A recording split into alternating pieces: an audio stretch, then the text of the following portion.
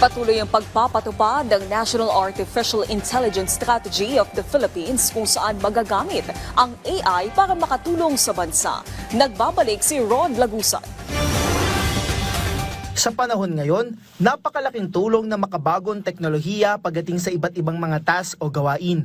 Ang iba't ibang industriya gumagamit na rin ng artificial intelligence para mapadali ang kanilang proseso. Kaugnay nito, pinangunahan ng Department of Science and Technology ang kauna-unang National AI Stakeholders Conference kung saan kabilang ang mga opisyal mula sa pamahalaan, pribadong sektor, maging international organizations.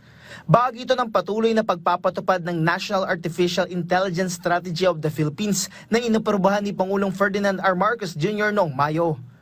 Tumutukoy ito sa pagbuo ng Whole of Nation Framework para magamit ang artificial intelligence para mapabuti ang paghatid ng serbisyo publiko, magkaroon ng innovation, matulungan na maiangat ang mga komunidad at magkaroon ng mga industriya na globally competitive.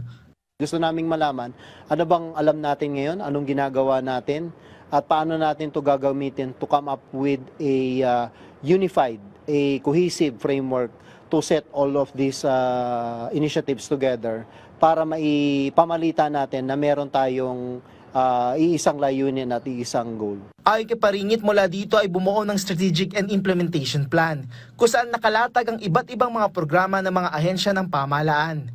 Kasama din dito sa kung ano ang maiaambag nito pagdating sa artificial intelligence at sa bansa.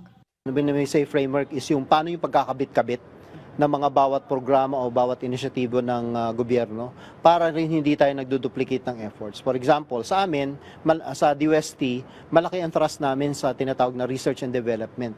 So layunin namin na makapag-develop ng mga applications, makapag-develop ng mga tools. Pagkakataon rin anya ito para maipakita ang pagkakatugma-tugma ng mga programa ng iba't ibang ahensya gaya sa edukasyon at paghahanda sa mga mag-aaral para maging AI ready kapag nagtrabaho na sila. Rod Lagusad, para sa Pambansang TV sa Bagong Pilipinas.